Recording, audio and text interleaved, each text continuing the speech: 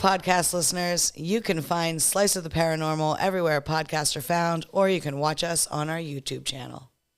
Hey, hi, hello, and welcome to the podcast. I'm Ryan. This is Christy. This is Steve. Hello. And that means this is the Slice of the Paranormal podcast, where we talk about paranormal stuff and ghost stories, and a lot of them start here in Pennsylvania because that's where we're from. So you'll see us do a lot of stuff in Pennsylvania to start, but that's not always going to be the case.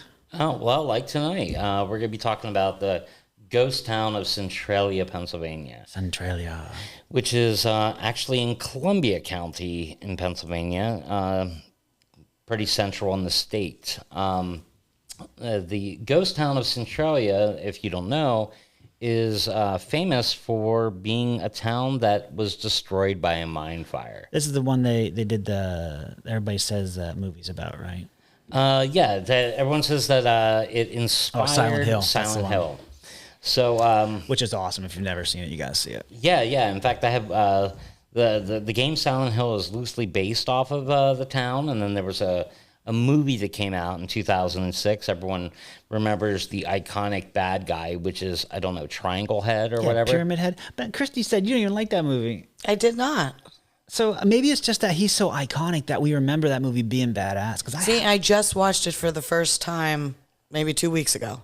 Okay. And I did not care for it. I didn't think it was especially scary. I thought, what the heck is this guy with a big pyramid head? Like what? Super huge sword. I don't know. It scared the crap out of me. I didn't find it very maybe scary.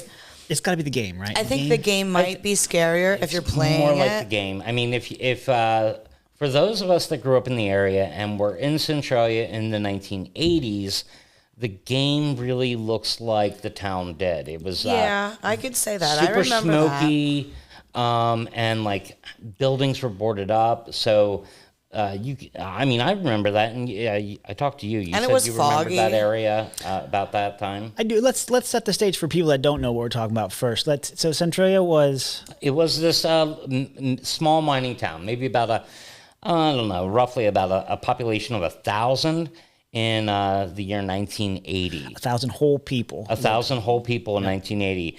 Little community. And in 1980, the mine fire had been going on for, 18 years.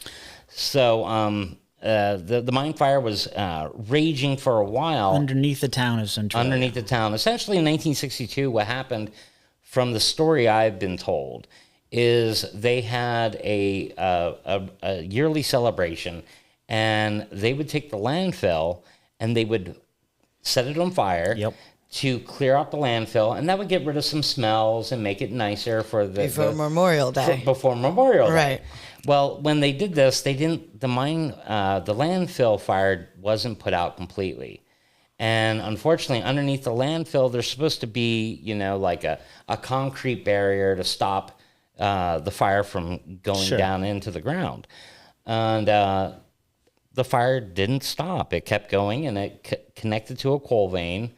And once it hit the coal vein, it essentially just kept going. Yeah. And I know when I was a kid, you could go up there, there'd be smoke rising out of the ground.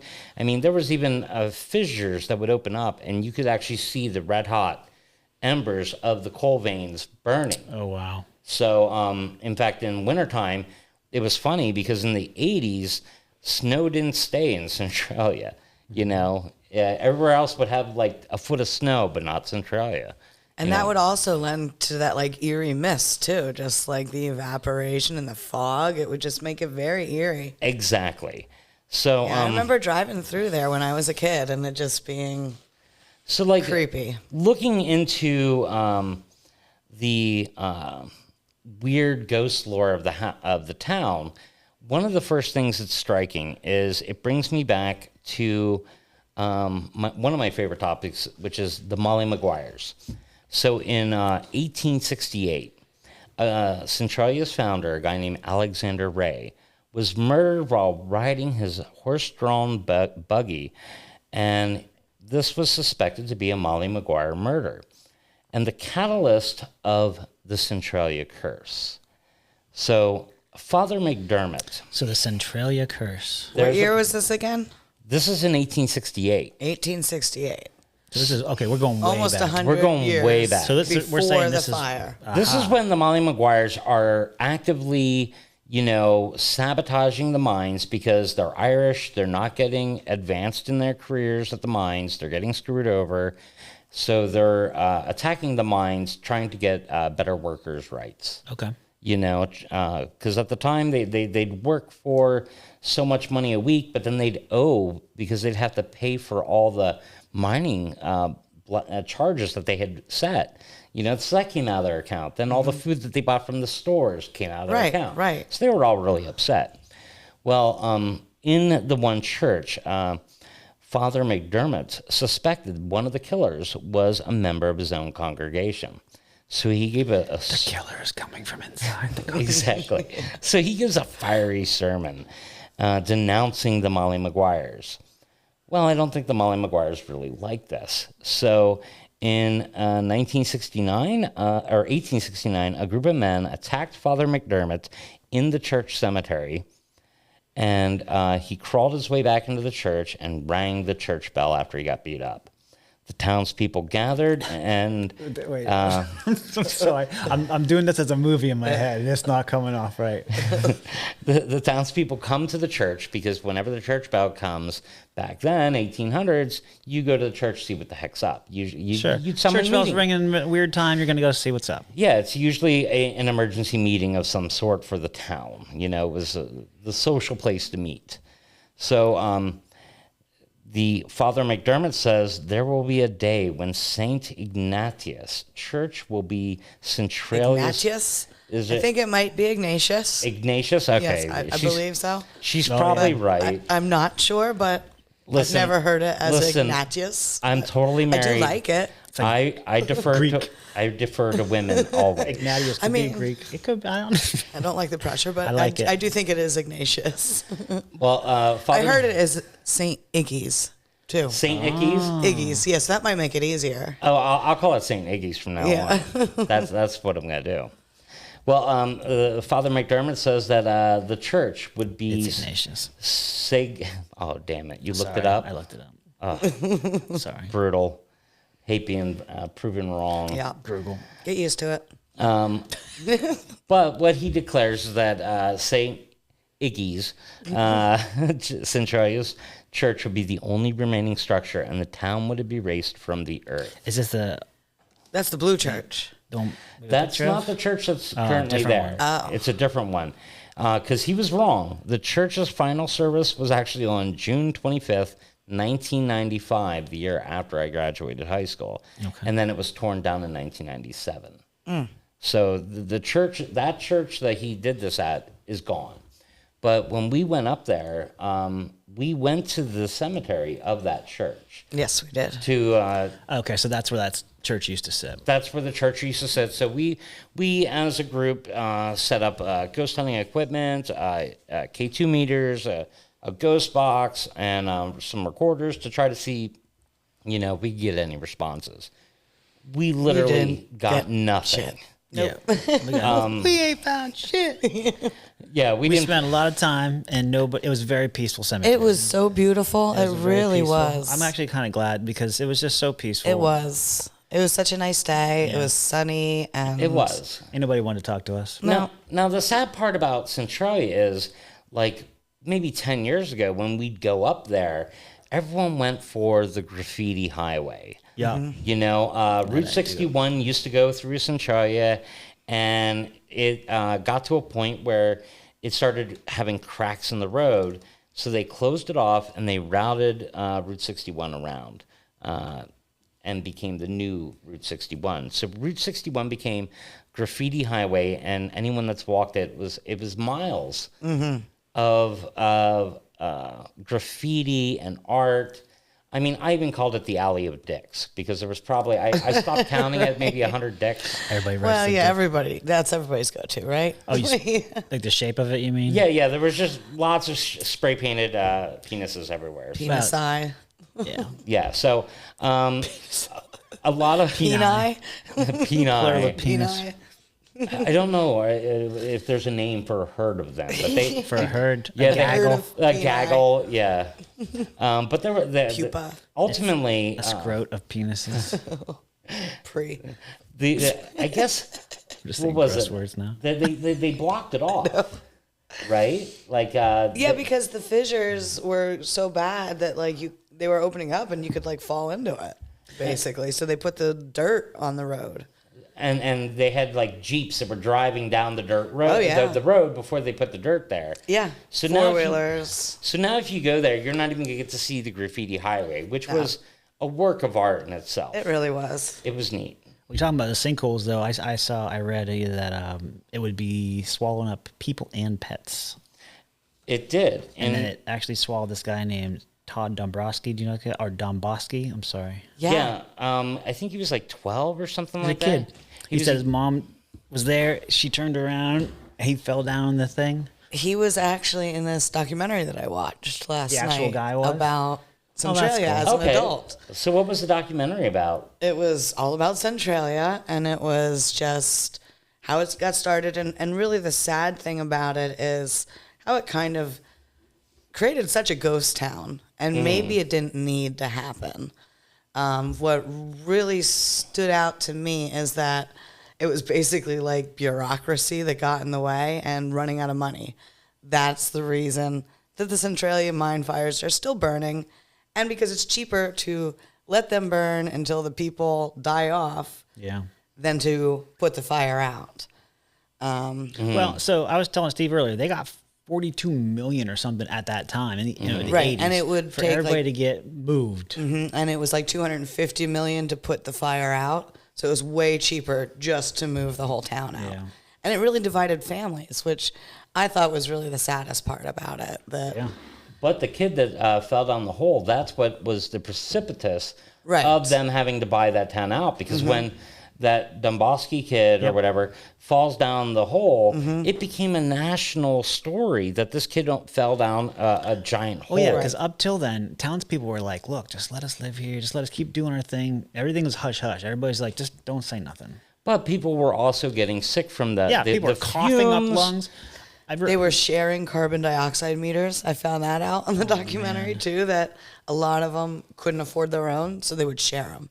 So, and like CO2 could spike. So you never knew when it might happen. But there are those that held out to this day and say, Yeah, when you're we were crazy, there, that there wasn't were, a problem. There were what, 3, maybe 4 structures there, not If counting that. the church. When we went. When Yeah, we went, there if was that. a couple structures, but not much. Right. And this those people documentary, are some, like, yeah, they're in that right now. yeah, They're there's living that. it, and there's nothing there.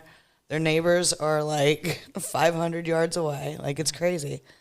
But yeah, the documentary took place 10 years ago, and I was really surprised at how much has declined in those 10 years from when we were there. Like, some of the structures that were, like I said, just 10 years ago when we went, they weren't there. We didn't see them anywhere. And that's just crazy, you know.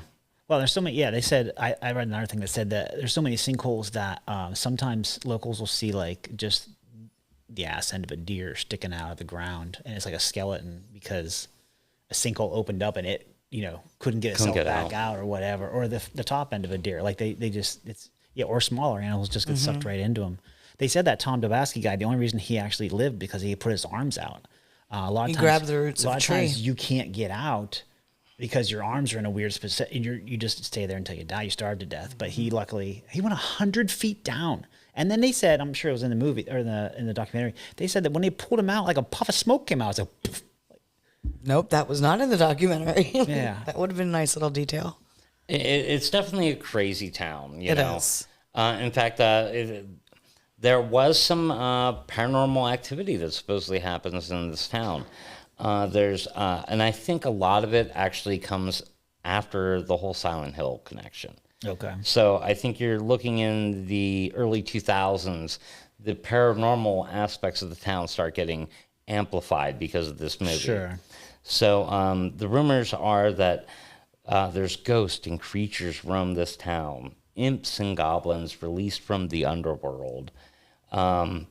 In 1998, Ruth Ederson swore that she and a friend saw a couple of people walking out of the smoke, and they appeared to be wearing miners' helmets. And then they walked out of the large subsidence hole from behind the cemetery that we were at. And they dematerialized back into the smoke. That's pretty cool. So that was, two people that saw something. And then a guy named Scott Saylor of Mays Landing, New Jersey, was visiting when he heard a disembodied voice say, "Leave this place." Oh.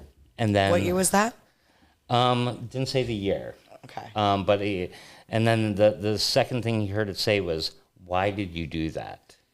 So I don't know if the personally to me, like that sounds like why did you do that? Maybe might be attributing to why did you set the landfill on fire? Why did you do that? Yeah. You know, like maybe it wasn't directed to him particularly. And more in general. You know, more in general. Maybe it was just his wife, and she's like, "Why'd you do that?" Right. He's like, "I keep hearing this voice."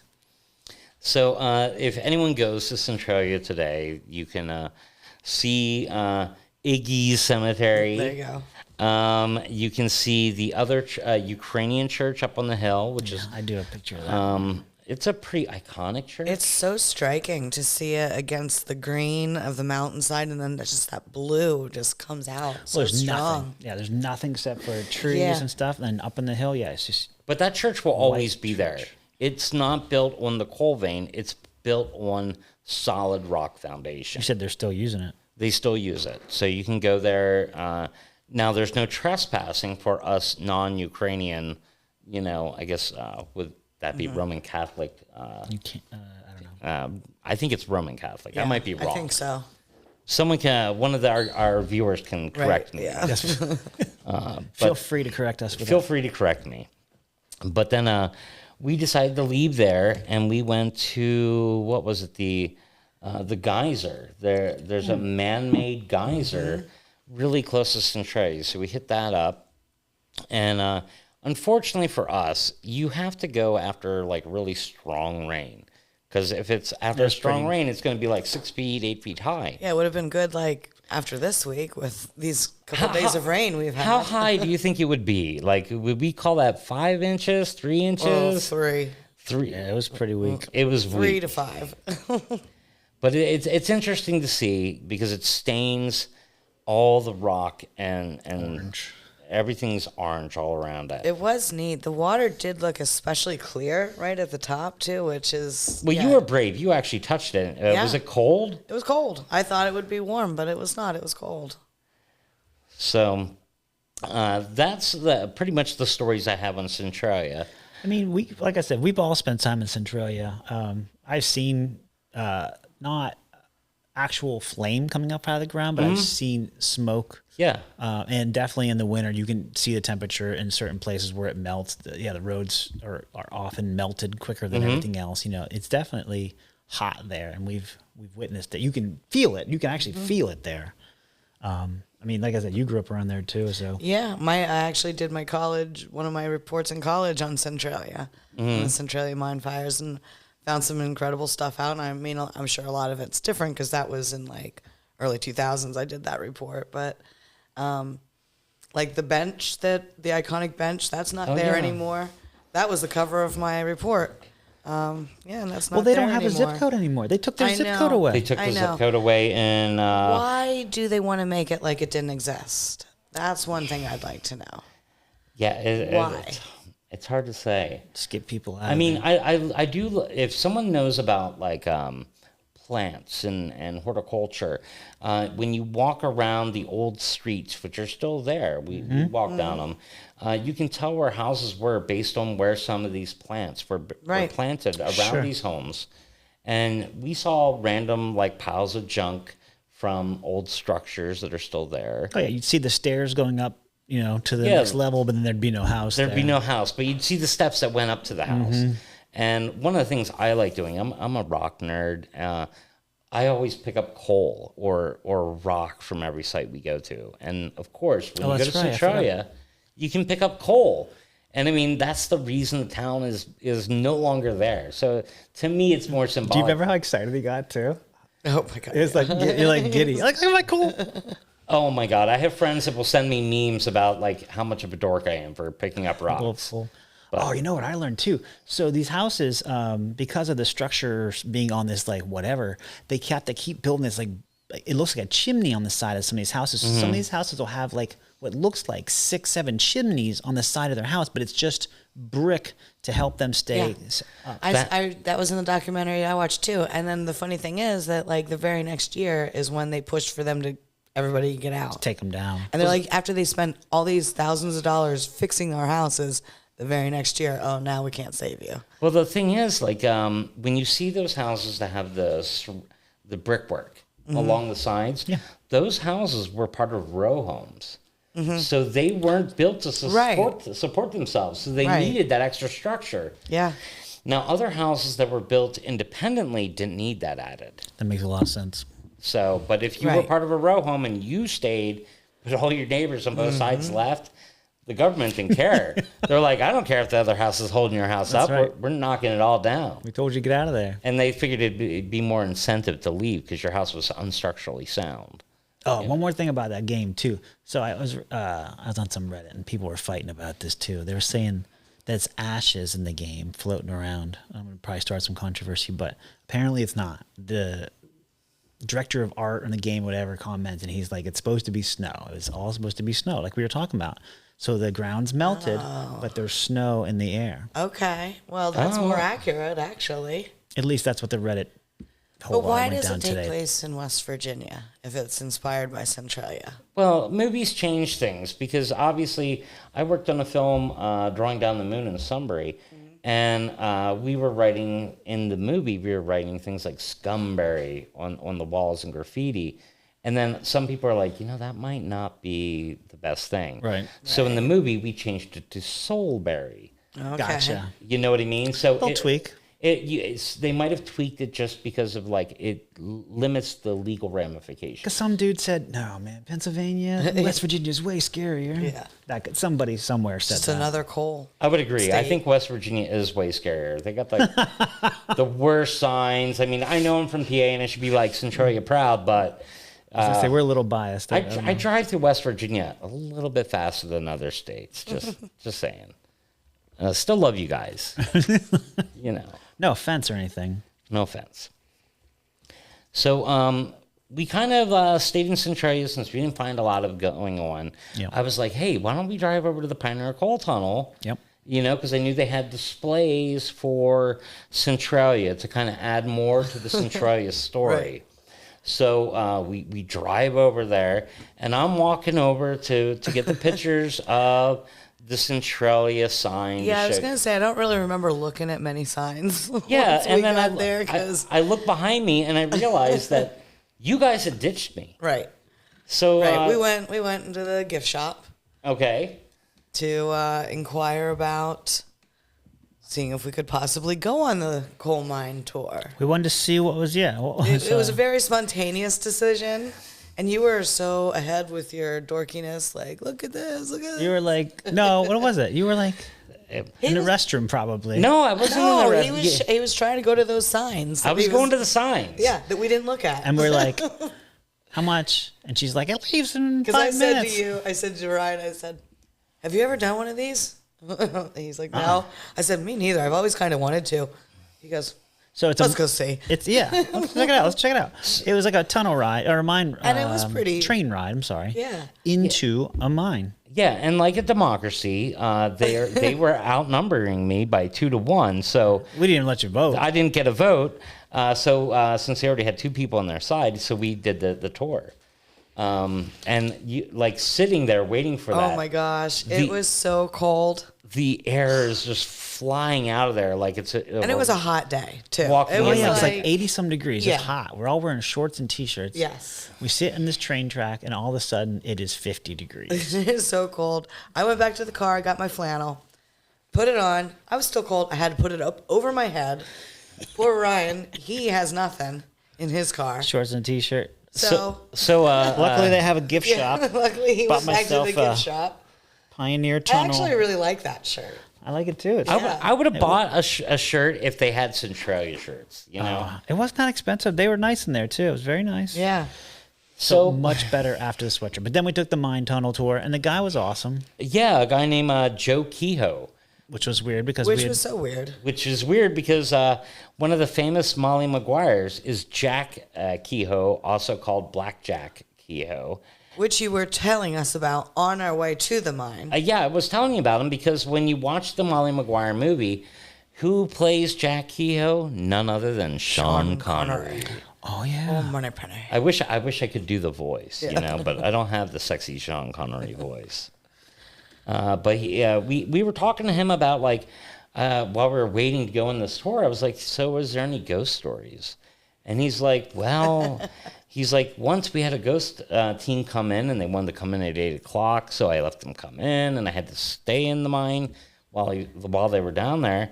And he's like, after a few hours of them not getting anything, I decided to climb into a gangway and start making sounds and giving them the ghost. So he's like, He gave them the ghost. Yeah, he did. He totally said that. I was like, give him some ghosts. And he's like, ooh, which is awesome. And they said it got on the episode of whatever show it was on. yeah. He did not say who What they was were.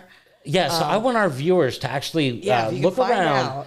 And if you can find a ghostly sounds in the Pioneer Coal Tunnel Mine, Right. paranormal video, I want you to link it to us so that we can watch this because we He would said- personally laugh. He said that he didn't tell them that he made the noise either. So they totally thought they got And if there's- paranormal sounds. And if you're on the team that thought you got paranormal sounds, I am sorry. Yeah, we're really sorry about that. sorry to break this to you. And I'm sure Maybe you got other stuff that was not. Maybe there's other stuff. that was not Joe. And Joe just wanted to give you a good time. Oh man, Don't hold he it probably against didn't him. know we were going to leak this on a podcast either. No, he so. probably did not know we were going to leak I this. thought we told him we were Nah. doing a podcast. Don't be mad at him. Be mad at us. It's okay. Yeah, it's not Joe's fault. Joe's a good guy. Joe was a great tour guide. He was a great tour Great guide. tour guide. So full of information. Now, I've gone down And on funny. that tour a number of times, so I'd rather you guys say, what did you think about the tour? What do you think your experience was like?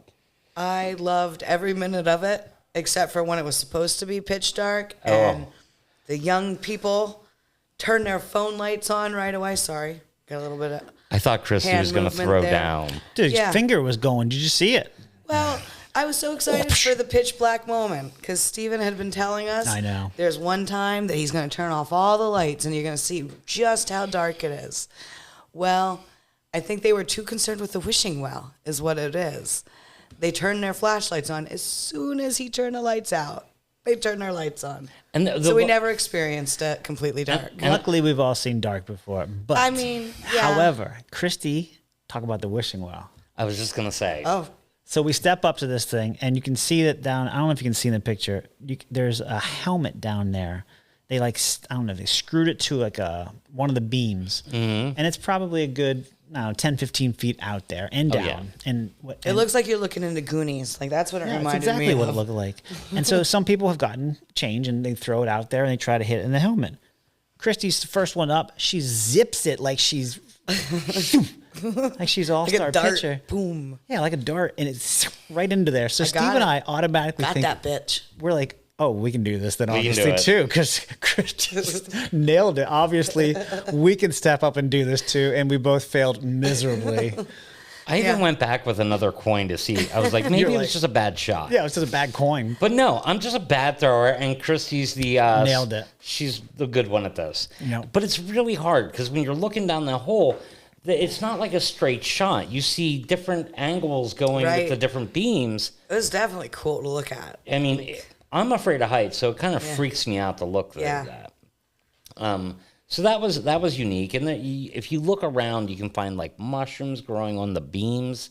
So that doesn't make me feel super safe. It was pretty cool, but it was just like a side quest on our little Just trip. a little side quest. But I mean, meeting Joe Kehoe, which was a descendant of Jack Kehoe, a Molly Maguire, was really awesome. Yeah. So I really enjoyed that. But I was a little bummed that he didn't have a good ghost story for me. So I looked up some ghost lore of mines. And not many people know this, but a lot of the early miners in the area were Ukrainian. Mm-hmm. Well, that's why we call them the onion churches, because they have those domed Right. tops.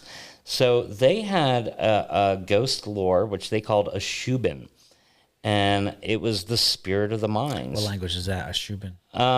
Whatever Ukrainians. Oh, Ukrainian. Okay. It's the Ukrainian ghost, and the spirit of the mines, and it's usually good but can be wicked, and it's thought to be a ghost of a dead miner.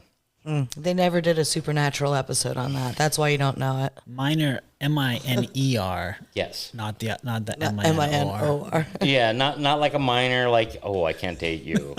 You're under 18. No. Different kind. Step back. Danger, danger. Yeah, danger. Go away, kid. And then there's the more general lore of this area is of Tommyknockers. Like anyone that's read Stephen King has heard about Tommyknockers. Well, Tommyknockers were a gnome-like creature, and this is Cornish folklore. So a lot of these like Cornish and Welsh people had this lore of a Tommyknocker. And in the mining regions, these guys were the foremans. You know, they were the leaders.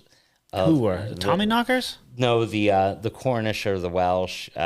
Cornish, Welsh people were the mine bosses and managers. Because, why was that? Because in their home country, they were actually miners.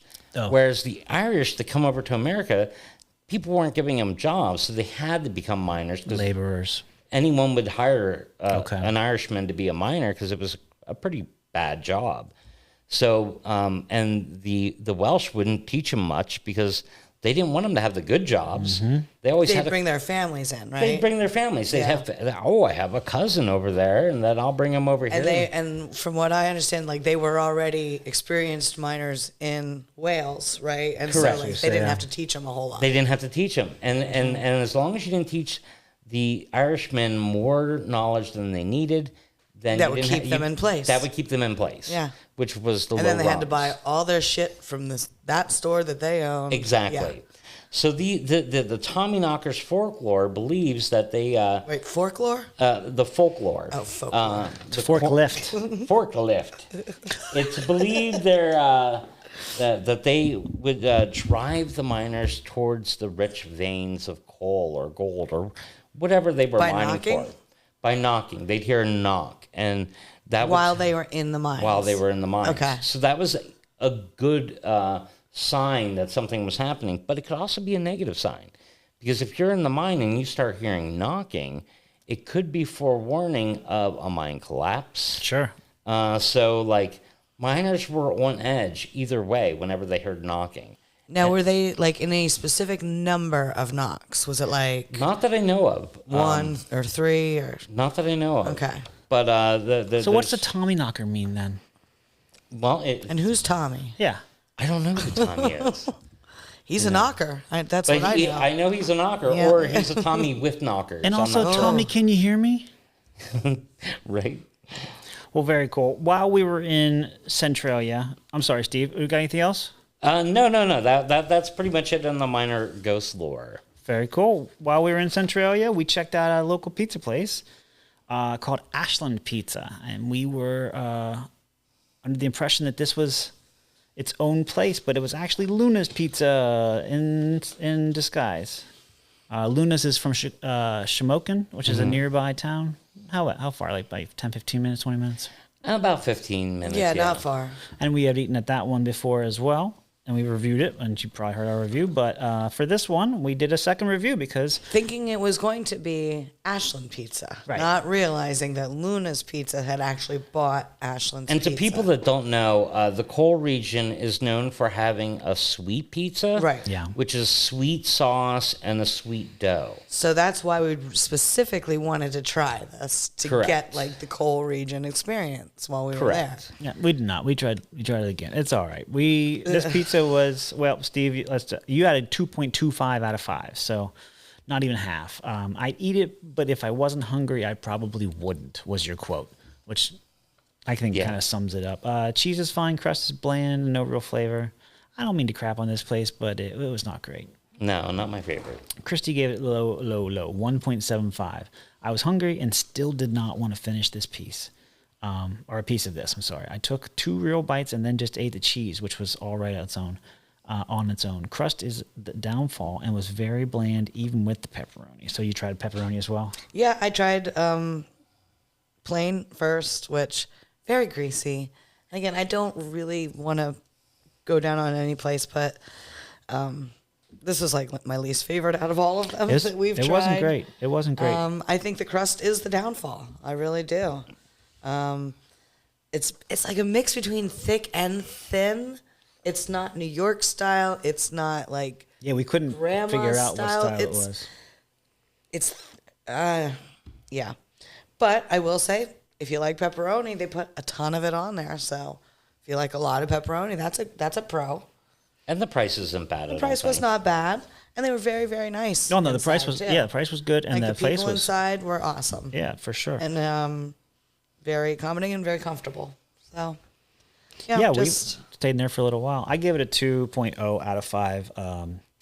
It was made fresh for us, and it definitely could have used a few more minutes in the oven, I think. I don't know if they just took it out earlier, if it's just something was wrong or whatnot, but I feel like if we would have maybe went on a different time and had just different situation, it might have been a lot better. But crust was doughy and pretty bland. Staff was very nice, and the waitress's And the waitress's hair was ombre from natural color into exactly matching the pink color of her shirt. Oh, do you remember that? Oh yeah. It like went from dark to whatever mauve pink color she had. I do not remember that. No, I wrote it down. Wait, you didn't check out the girl? The girl. Oh my God. I don't know what she looked like, but her hair looked like that. Yeah. But she was also very nice. So that was our pizza review in Centralia. No, I do want... Ashland's right outside of Centralia. It's like what, like maybe like 2 minutes down the road. Yeah, when you take the extension of the Route 61 south from Centralia, it will now route around Centralia and go straight to Ashland. It's the closest thing to Centralia that we could find for pizza. And remember, after we left, we saw the sign for Sweet Piz Pizza, and we're like, oh. We could have got Sweet Piz. We could have eaten Sweet Piz. Which we're going to have to now. Yeah, we'll have to do that on a future episode. We'll have to find out when the Hibernian House is open in Gerardville. Yeah. By the way, I wanted to bring that up. I thought it was so funny. I think Joe kind of made an ass out of us when... We're like, oh, we're going to the Hibernian House. And he's like, oh, is it open? Yeah, he did. Oh, you and we're like, open? Oh, yeah, as long as the internet say it's on, as you know, long it's as open. Google says he's it's like, open. oh, tonight? And being a Sunday. It was not. Like, if you're, like, Shamokin was religious back in the day. I know it might not be now, but they used to have a church and a bar on every block was the... Oh, yeah, it's Pennsylvania. Yeah, yeah. So, but yeah, I thought it was pretty funny that he was like, "Oh, you think it's open tonight? Okay." And then we go there and it's totally not open. So he definitely knows. He knew it wasn't going to be open, and the internet was lying to us. Although they probably just didn't update their website. I did get to point out to you guys where Tony's Lunch in Gerardville was, which is which was really cool. It's a hidden gem in the middle of Gerardville, and we did get to meet Doretta at that bar. Oh yeah, she was awesome. Sweet. What bar was the bar? That? Yeah, I was just going to ask you. Oh, I can't remember the name of the bar. She was very nice. The only bar we could find in Gerardville. Yeah, because we were really excited to get a drink at that house, and we could not. The Molly Maguires house. Yeah, and it was closed. So we're like, well, is there another bar near here? And we're like, oh yeah, like 5 feet that way. So we literally like right there. The closest bar to Jack Kehoe's old bar is. So we went and had a drink and met Doretta, and she was super sweet and said she was part of a ghost hunting team as well. She and has had some paranormal experiences herself, which I think is so cool. Is that people have been really like open to talk to us. I was just everywhere we go. Like, it's nice that when people realize what we're doing, and she figured it out. She was like, right. Like, I don't know if we exuded weird ghost vibes or something, but she knew what we were up to. I think she overheard us. You know. But at first it was almost like a little bit cold, and then I think when she heard us talking, then she was like, you guys ghost hunters? That's how it is. You guys like to hunt ghosts? What are you guys doing?